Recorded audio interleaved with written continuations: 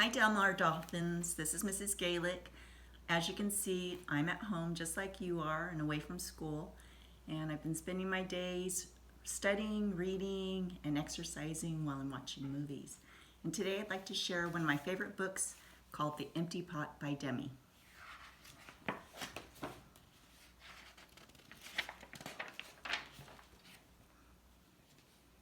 A long time ago in China, there was a boy named Ping who loved flowers. Anything he planted burst into bloom. Up came flowers, bushes, and even big fruit trees, as if by magic. Everyone in the kingdom loved flowers too. They planted them everywhere, and the air smelled like perfume. The emperor loved birds and animals, but flowers most of all, and he tended his own garden every day. But the emperor was very old. He needed to choose a successor to the throne. Who would his successor be, and how would the emperor choose? Because the emperor loved flowers so much, he decided to let the flowers choose. The next day, a proclamation was issued. All the children in the land were to come to the palace. There, they would be given special flower seeds by the emperor. Whoever can show me their best in a year's time, he said, will succeed me to the throne. This news created great excitement throughout the land. Children from all over the country swarmed to the palace to get their flower seeds.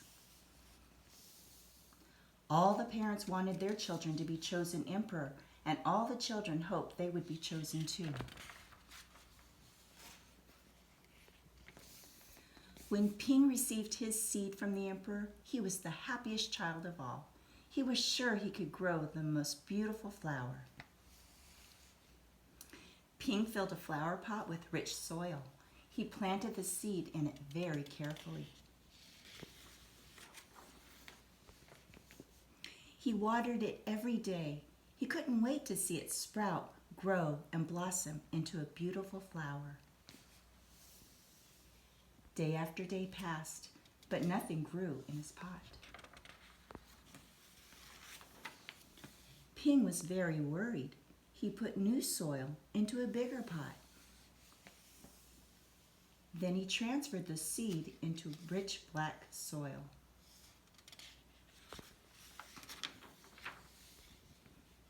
Another 2 months he waited. Still, nothing happened. By and by, the whole year passed. Spring came, and all the children put on their best clothes to greet the emperor. They rushed to the palace with their beautiful flowers, eagerly hoping to be chosen. Ping was ashamed of his empty pot. He thought the other children would laugh at him because for once he couldn't get a flower to grow. His clever friend ran by holding a great big plant. "Ping," he said, "you're not really going to the emperor with an empty pot, are you? Couldn't you grow a great big flower like mine?" "I've grown lots of flowers better than yours," Ping said.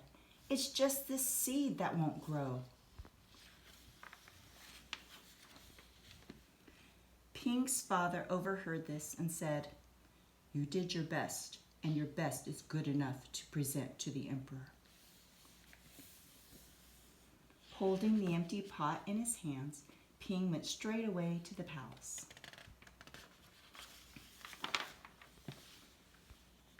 The emperor was looking at the flowers slowly, one by one. How beautiful all the flowers were! But the emperor was frowning and did not say a word.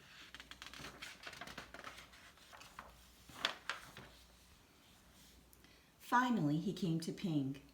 Ping hung his head in shame, expecting to be punished.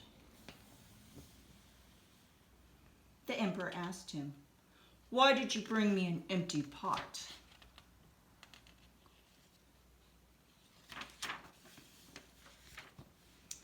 Ping started to cry and replied, I planted the seed you gave me and I watered it every day, but it didn't sprout.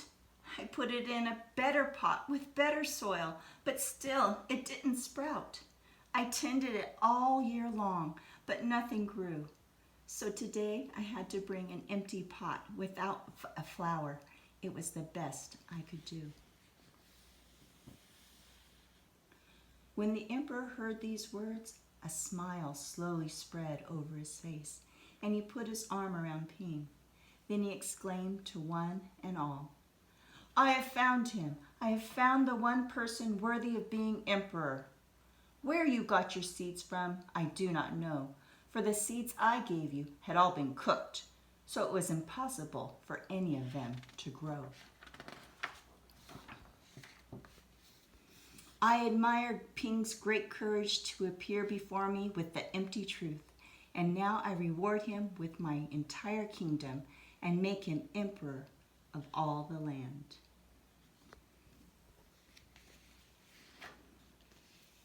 I hope you enjoyed reading the book with me, and I'll see you next time.